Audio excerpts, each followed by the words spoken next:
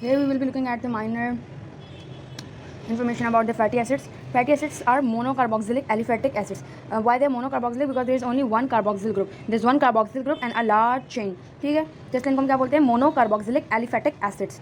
ठीक है, fatty acid जो होते हैं एम्फीपैथिक होते हैं. एम्फीपैथिक वो चीज़ें होती हैं जिनका एक साइड पोलर हो और एक साइड नॉन पोलर हो. तो इनका जो पोलर वाला पार्ट है वो ये है, इनका नॉन पोलर वाला पार्ट जो है वो ये है.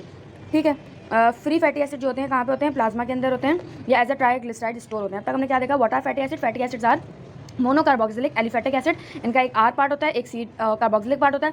आर पार्ट जो है वो ओमेगा है, ओमेगा एंड कहलाता है, और ये वाला हमारा कार्बोक्सिलिक पार्ट है. ठीक है, फैटी एसिड जो होते हैं एम्फीपैथिक होते हैं. इनका पोलर पार्ट भी होता है और नॉन पोलर पार्ट भी होता है. पोलर पार्ट COOH होता है और नॉन पोलर पार्ट में जो है आर ग्रुप होता है.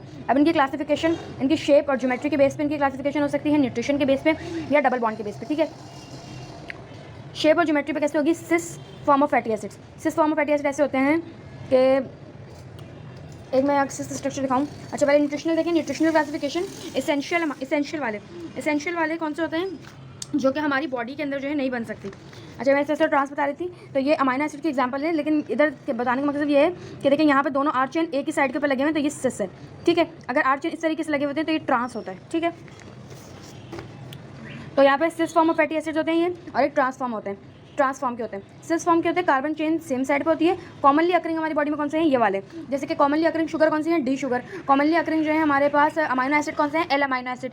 तो कॉमनली अकरिंग हमारे पास ये कौन से हैं, सिस फॉर्म फैटी एसिड है. ट्रांस वाले जो फैटी एसिड होते हैं उनके डिफरेंट साइड पे होती है. इनकी क्लिनिकल इंपॉर्टेंस क्या है कि LDL को बढ़ा देते हैं, HDL को डिक्रीज कर देते हैं. अब जब ये LDL बढ़ेगा, LDL का क्या काम, LDL करता क्या है, LDL करता है कि जो कोलेस्ट्रॉल लिवर के अंदर होता है उसको लिवर से निकाल कर टिश्यूज़ में पहुंचा देता है. सही है, तो ये तो अच्छी बात नहीं है. और HDL क्या करता है, HDL करता है कि कोलेस्ट्रॉल को, या फिर जो है मुझे याद नहीं आ रहा, HDL जो है कोलेस्ट्रॉल को टिश्यू से लिवर में वापसी लाता है. ठीक है, तो अब ये ऐसा ये वाला ये काम करेगा तो भाई कार्डियोवैस्कुलर डिजीज़ के रिस्क फैक्टर बढ़ जाएगा. न्यूट्रिशनल क्लासिफिकेशन, न्यूट्रिशनल के अंदर एसेंशियल भी आते हैं और नॉन एसेंशियल आते हैं. एसेंशियल वो जो हमारी बॉडी के अंदर नहीं बन सकते, और नॉन एसेंशियल वो जो कि हमारी बॉडी के अंदर बन जाते हैं. एसेंशियल हमारे पास 3 है, लिनोलिनिक एंड एराकिडोनिक. ठीक है, ये हमारी बॉडी के अंदर क्यों नहीं बन सकते, क्योंकि हमारी बॉडी के अंदर 9th पोजीशन के बाद जो है डबल बॉन्ड नहीं लग सकता. सही है, अगर आप इसके डबल बॉन्ड देखेंगे तो ये जो है यहाँ पे देखो लिनोलिक के अंदर जो डबल बॉन्ड्स है वो 9 के बाद 12 भी है, तो 12 पे हमारी बॉडी के अंदर नहीं लग सकता. यहाँ पे भी ऐसी है, एराकिडोनिक एसिड के अंदर भी ऐसा ही है. और दूसरी बात कि अगर बॉडी के अंदर लिनोलिक प्रेजेंट है, कौन सा लिनोलिक प्रेजेंट है हमारी बॉडी के अंदर, तो उससे एराकिडोनिक एसिड बन सकता है. ठीक है, अगर हमारी बॉडी के अंदर लिनोलिक है तो एराकिडोनिक एसिड बन जाएगा. लिनोलिक नहीं है तो फिर एराकिडोनिक एसिड नहीं बन सकता. एराकिडोनिक एसिड डिराइव होता है लिनोलिक एसिड से. नॉन एसेंशियल कौन से हैं, कैप्राइक, स्टेरिक, ब्यूटेरिक, पैल्मेटिक, एसिडिक, प्रोपियोनिक, जो सब बॉडी में बन सकते हैं. अगली क्लासिफिकेशन डबल बॉन्ड के बेस पे. सैचुरेटेड के जो है कोई डबल बॉन्ड नहीं होगा. अनसेचुरेटेड के भाई डबल बॉन्ड होगा, उसके अंदर भी मोनो अनसेचुरेटेड के सिर्फ एक डबल बॉन्ड होगा. ये बात याद रखनी कि अच्छे होते हैं. ये क्या करते हैं, HDL बढ़ाते हैं. HDL अच्छा काम करते हैं, LDL को कम करते हैं, कोलेस्ट्रॉल को भी कम कर देते हैं. ये कहाँ से ड्राइव होते हैं, वेजिटेबल और फिशेस से. एक मोनोसैकेराइड सैचुरेटेड एटलीस्ट याद रखें कि ऑलिव ऑयल मोनोसैचुरेटेड होता है, ओमेगा 9 है. इस पर कार्बन जो होता है 9th पोजीशन पे होता है. पॉली अनसेचुरेटेड में कौन होते हैं, ओमेगा 6 और ओमेगा 3 फैटी एसिड्स. ये ओमेगा का मतलब है कि जो डबल बॉन्ड, पहला डबल बॉन्ड है ना, ओमेगा से अगर हम काउंट करेंगे, ओमेगा कौन सा एंड था, ये था ना, ओमेगा से अगर हम काउंट करेंगे तो पहला डबल बॉन्ड इसमें 6th पोजीशन पे आएगा, और इसमें पहला डबल बॉन्ड 3rd पोजीशन पे आएगा. ओमेगा से हम काउंट करेंगे तो यहाँ पे ओमेगा 6 जो कि हमारा जो है लिनोलिक है, और लिनोलेनिक हमारा ओमेगा 3 है. फिर इकासोनाइट्स, ये ऑल जो इकासोनाइट्स क्या होते हैं, 20 carbon fatty acid derive from arachidonic acid. ठीक है, और ये किसकी कैटेगरी में आता है, इकासोनाइट ऑल्सो अनसैचुरेटेड फैटी एसिड में. अब इकासोनाइट से क्या क्या ड्राइव होते हैं, प्रोस्टानोइड्स, ल्यूकोट्रिन्स एंड लाइपोक्सिन्स. प्रोस्टानोइड से क्या बनते हैं, प्रोस्टाग्लैंडिन्स. प्रोस्टाग्लैंडिन्स क्या करवाते हैं, वैस्कुलर परमिएबिलिटी को इंक्रीज करवाते हैं. पेन एंडिंग्स को भी जो है ये एक्टिव कर रहे होते हैं. बहुत सारे फंक्शन होते हैं प्रोस्टाग्लैंडिन के. डिफरेंट प्रोस्टाग्लैंडिन होते हैं, जैसे कि प्रोस्टाग्लैंडिन्स अल्फा F2 जो कि यूट्राइन कॉन्ट्रैक्शंस को इंक्रीज करवाता है. बहुत सारे होते हैं. प्रोस्टासाइक्लिन और थ्रोम्बोक्सिन A2 जो है एंटागोनिस्ट एक तरीके के. प्रोस्टासाइक्लिन जो है इनहिबिट करता है प्लेट एग्रीगेशन को, और ये जो है प्लेटलेट एग्रीगेशन करवाता है. ये वेजोडाइलेशन करवाता है, ये वेजो कंस्ट्रक्शन करवाता है. ये जो है एंडोथेलियल सेल्स बनाते हैं, जबकि ये जो है प्लेटलेट बनाता है. ठीक है, एक दूसरे के एंटागोनिस्ट है, और एस्पिरिन इसको भी इनहिबिट करती है और इसको भी इनहिबिट करती है. ल्यूकोट्रिन्स क्या होते हैं, प्रो इन्फ्लेमेटरी होते हैं, ये भी ब्रोंको कंस्ट्रक्शन करवाते हैं. लाइपोक्सिन्स जो होते हैं एंटी इन्फ्लेमेटरी होते हैं. ठीक है, ना थोड़ा सा ओमेगा 6 और ओमेगा 3 फैटी एसिड्स के बारे में। ओमेगा 6 फैटी एसिड्स का क्या काम है? कोलेस्ट्रॉल को कम कर रहे हैं, एलडीएल कम कर रहे हैं, हाँ भाई अच्छी बात है, एचडीएल भी कम कर रहे हैं। चलो ये कम करने से जो है कोरोनरी हार्ट डिजीजेस से प्रोटेक्शन हो जाती है। अब डबल बॉन्ड्स पूछ लेते हैं कि लिनोलिक एसिड में डबल बॉन्ड्स किस पोजीशन पे पाए जाते हैं। तो 18 जो है 18 कार्बन कंपाउंड है, 2 का मतलब 2 डबल बॉन्ड्स हैं। 2 डबल बॉन्ड कहाँ पे हैं? 9 और 12 पोजीशन पे हैं, ठीक है। ओमेगा 3 फैटी एसिड ये क्या करवाते हैं? Decrease accumulation of triacylglycerol, cardiac arrhythmias से रोकते हैं। एरिथमियास मतलब कि जब हमारी हार्ट बीट है वो रिदम में नहीं हो रही। Example linolenic acid, linolenic acid 18 carbon है, 3 इसके अंदर डबल बॉन्ड है। अच्छा इसके 3 डबल बॉन्ड इससे याद रहेंगे कि ओमेगा 3 है। ओमेगा 3 के आर से जब हम काउंट करेंगे तो थर्ड पोजीशन पे पहला बॉन्ड होगा।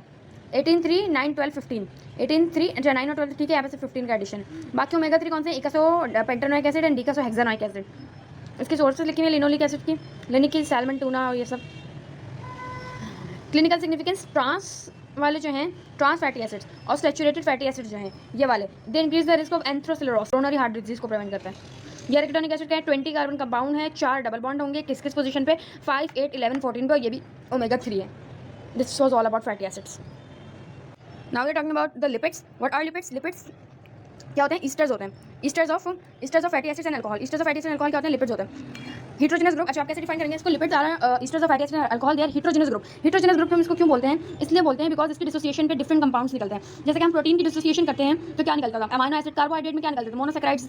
इसकी करते हैं तो डिफरेंट निकलते हैं, इसलिए हीट्रोजेनस ग्रुप है। लिपिड्स की जो एक वो थी मेन जो सेम बात होती है वो उनकी होती है सॉल्युबिलिटी इन ब्लड रिएजेंट। ये ब्लड रिएजेंट में सॉल्युबल होते हैं, वो उनकी एक मेन बात होती है। What are lipids? They are esters of fatty acids and alcohol, heterogeneous group of organic compound that are soluble in non polar solvents, non polar में होते हैं। इनकी क्लासिफिकेशन है सिंपल, कॉम्प्लेक्स और कॉन्जुगेटेड। सिंपल के अंदर कौन सा आ जाएंगे? ट्राइसाइक्लिसराइड एंड वैक्सेस आ जाएंगे। अब ट्राइसाइक्लिसराइड में क्या क्या होते हैं? ग्लिसरॉल प्लस 3 फैटी एसिड्स, जो यहाँ पास ट्राइग्लिसराइड्स नेम से पता चल रहा है, ट्राई ऑफ ग्लिसराइड्स। वैक्सेस के अंदर क्या होंगे? लॉन्ग चेन अल्कोहल स्टेरिफाइड हुए होंगे लॉन्ग चेन एसिड के साथ। कॉन्जुगेटेड कौन से होते हैं? Cholesterol, steroid, fat soluble vitamins and ketones. This all are example of conjugated या derived lipids, cholesterol, steroid and fat soluble vitamins and ketones. यहाँ पे आता है कॉम्प्लेक्स। कॉम्प्लेक्स के अंदर हमारे कौन सा आ जाते हैं? Phospholipids and glycolipids. ग्लाइकोलिपिड्स या ग्लाइकोस्फिंजोलिपिड्स बोलें इसको। अच्छा ये फॉस्फोलिपिड्स होंगे। अब एक क्वेश्चन था कि ग्लाइकोलिपिड्स के अंदर फॉस्फेट होता है क्या नहीं होता? तो इसके अंदर फॉस्फेट नहीं होता भाई। अगर इसमें फॉस्फेट होता तो ये इसी के अंदर आ जाते, ठीक है। Phospholipids and glycolipids. फॉस्फोलिपिड्स के अंदर भी फर्दर 4 हैं हमारे पास, glycerophospholipid, sphingophospholipid, plasminogen and platelet activating factor. Glycerophospholipid की कंपोजिशन क्या होगी? Glycerol plus 2 fatty acid plus phosphate plus nitrogenous base, ठीक है। एक ग्लिसरॉल है, ग्लिसरॉल एक अल्कोहल है। जैसे यहाँ पे एक ग्लिसरॉल था उसके पास 3 जगह फैटी एसिड लगा हुआ था, यहाँ पे ग्लिसरॉल है उसमें 2 जगह फैटी एसिड लगा हुआ है, तीसरी जगह फॉस्फेट लगा हुआ है, और फॉस्फेट के साथ आगे ही क्या लगा हुआ होगा हमारे पास? नाइट्रोजनस बेस लगी हुई है हमारे पास, ठीक है। ऐसे ये ग्लिसरॉल है, ये 2 जगह फैटी एसिड लगा है और ये फॉस्फेट लगा है, और ये आगे जो है नाइट्रोजनस बेस लगी हुई है, सही है। अच्छा ये जो है हमारे सिंपल लिपिड्स के जो है ट्राइग्लिसराइड को न्यूट्रल लिपिड्स भी बोलते हैं, ठीक है। लेकिन ये ट्राइग्लिसराइड क्या होते हैं? न्यूट्रल फैट्स होते हैं। सिंपल लिपिड्स को जो है न्यूट्रल फैट्स भी बोलते हैं, ठीक है। फिर हमारे पास ये आगे फैटी एसिड फॉस्फेट, इसकी एग्जांपल कौन सी हमारे पास? फॉस्फेटिडाइल इथेनोलामीन, फॉस्फेटिडाइल सीरीन, उसको हम क्या बोलते हैं? इनोसिटोल भी बोलते हैं, या डाइफॉस्फेटिडाइल ग्लिसरॉल। डाइफॉस्फेटिडाइल ग्लिसरॉल के अंदर कैसा होगा कि यहाँ पे ग्लिसरॉल है बीच में, यहाँ पे फॉस्फेटिडिक एसिड और यहाँ पे भी फॉस्फेटिडिक एसिड। फॉस्फेटिडिक एसिड क्या होता है? ये चीज़ फॉस्फेटिडिक एसिड है, ठीक है। ये पूरी चीज़ क्या है? Phosphatidic acid.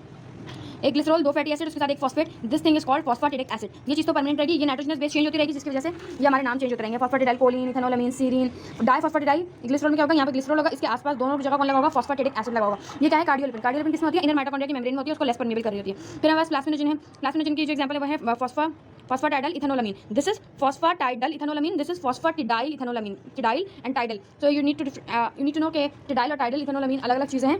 फॉस्फेटिडाइल इथेनोलामीन जो है which is an example of glycerophospholipid, जबकि प्लाज्मिनोजन की एग्जांपल जो है फॉस्फेटाइडल इथेनोलामीन है, ठीक है। इसमें क्या होता है? एक ग्लिसरॉल है, एक अनसैचुरेटेड आर चेन है, ठीक है।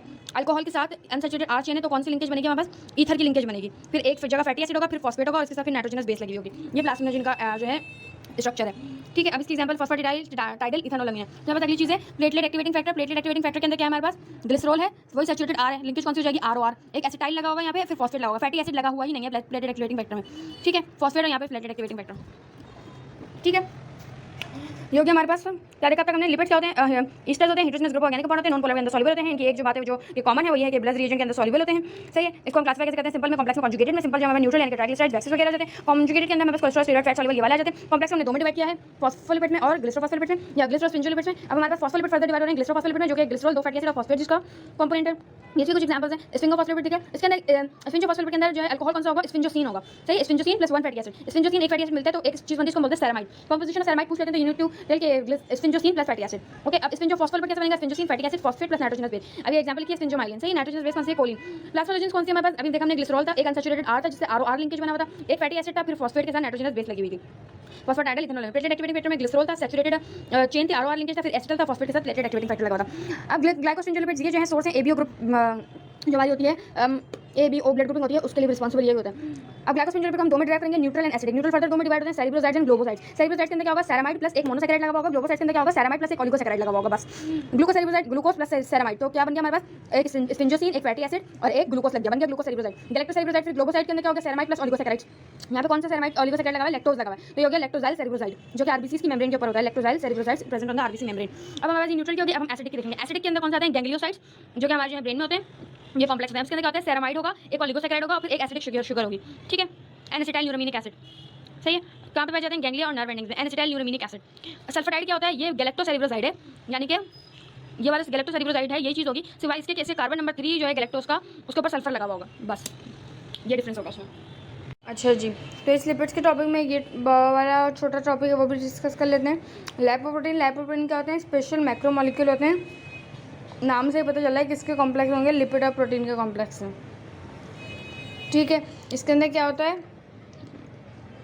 लिपिड का कोर होता है, उसके अंदर कौन से लिपिड्स होंगे? ट्राइग्लिसराइड, कोलेस्ट्रॉल के एस्टर्स होंगे, सही है। ये क्या है? नॉन पोलर है ना, नॉन पोलर वाली चीज़ अंदर होगी और पोलर वाली चीज़ बाहर की तरफ होगी, तो ट्राइग्लिसराइड और कोलेस्ट्रॉल के एस्टर अंदर होंगे, जबकि कोलेस्ट्रॉल जिसके अंदर OH होता है वो बाहर की तरफ होगा, प्रोटीन बाहर की तरफ होंगे, फॉस्फोलिपिड्स का फॉस्फेट वाला बाहर की तरफ होगा। अब ये लाइपोप्रोटीन्स के कुछ एग्जाम्पल हैं, chylomicron, LDL, VLDL, HDL। Chylomicron क्या करता है? ट्राइसैलिग्लिसराइड को इंटेस्टाइन से लिवर तक लाता है। LDL क्या करता है? कोलेस्ट्रॉल को लिवर से उठा के भाई टिश्यू में फेंक देता है। VLDL ट्राइसैलिग्लिसराइड को लिवर से उठा के टिश्यू में फेंक देता है। HDL कोलेस्ट्रॉल को टिश्यू से निकाल के लिवर में डाल देता है, ठीक है, वापसी। यानी कि ये VLDL और काइलोमाइक्रोन का अपोजिट काम है और LDL और HDL का अपोजिट काम है। कोलेस्ट्रॉल जो है सिर्फ सिक्रीट हमारी बॉडी से वैसे नहीं हो सकता, सिर्फ लिवर से एज बाइल सॉल्ट से सिक्रीट हो सकता है। और कुछ कोलेस्ट्रॉल के बारे में भी, कोलेस्ट्रॉल क्या होता है? तब कोलेस्ट्रॉल क्या था? अभी हमने देखा था क्या था, कॉन्जुगेटेड या कॉम्प्लेक्स लिपिड में इसकी जो है क्लासिफिकेशन थी। हर सेल में प्रेजेंट होता है। माइलिन शीट भी जो होती है हमारी नर्व एंडिंग्स की, वो भी रिच इन कोलेस्ट्रॉल होती हैं, सही है। और कोलेस्ट्रॉल जो होता है प्रिकर्सर होता है बाइल एसिड्स का, विटामिन डी का, 7-डिहाइड्रोक्सी कोलेस्ट्रॉल जो था, फिर वो आगे जाके विटामिन डी बनता है। स्टेरॉइड, हाइपोकोलेस्ट्रीमिया हो जाए, हाइपर कोलेस्ट्रीमिया हो जाए तो कार्डियोवैस्कुलर डिजीजेज होंगी, एंथ्रोमा होगा, एंथ्रोसिलरोसिस, हार्ट अटैक और ये सब।